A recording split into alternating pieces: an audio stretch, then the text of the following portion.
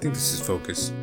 What's going on, Bagels? Today I'm going to put out a video on how to make a GPU backplate. Initially, I was going to put out a video on my PC setup, show you what keyboard and mouse I use, what I put in my PC, but instead I thought that this would be a good preemptive video of me showing you how I even made my backplate for my GPU so I don't get flooded with comments on it.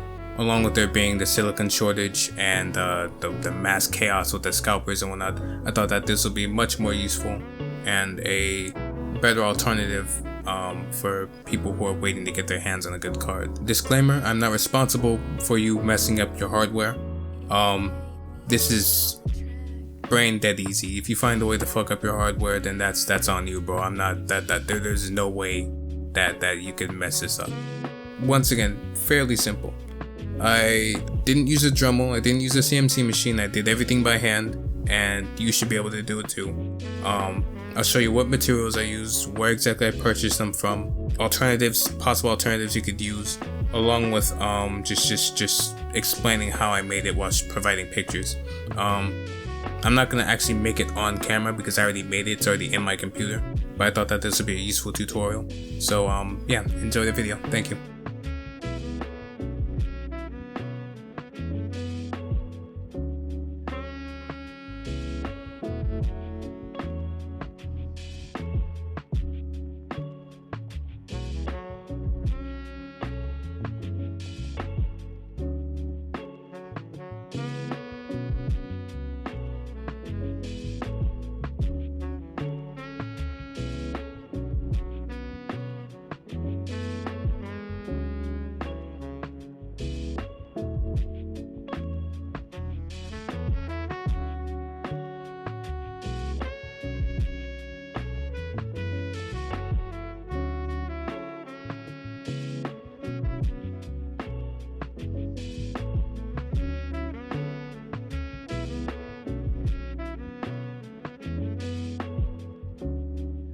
Alright, the first component obviously is going to be the graphics card.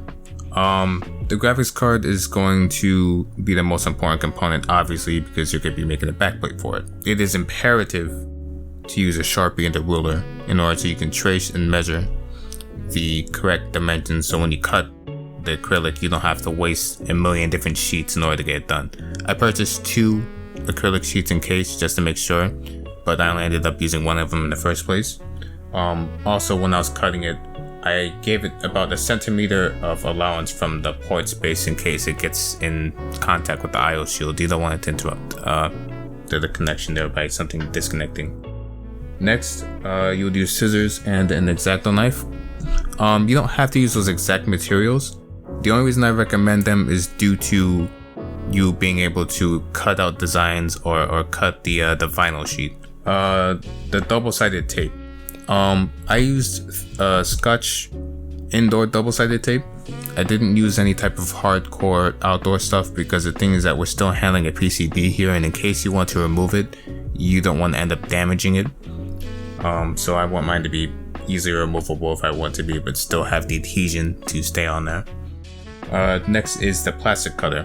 Plastic cutter is second most important outside of the graphics card. That's where you need to cut the acrylic. I already mentioned the vinyl. Hair dryer. That's why I have. You could use a heat gun, but I wouldn't recommend it. Hair dryer does perfectly. That's what you use to heat up the vinyl so you can apply it to the acrylic sheet. What is next?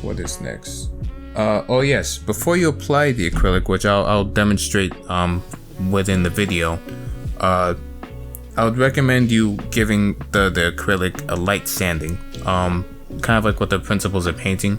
When you kind of add some type of rougher texture, it helps promote the adhesion a bit better. So I'll definitely recommend that. Along with the sandpaper, the reason I recommend 400 grit is because let's say you do mess up your cutting, it's rough enough to smooth off a finish, and also if you really want to, you can smooth off the edges if it's jagged. If that makes any sense.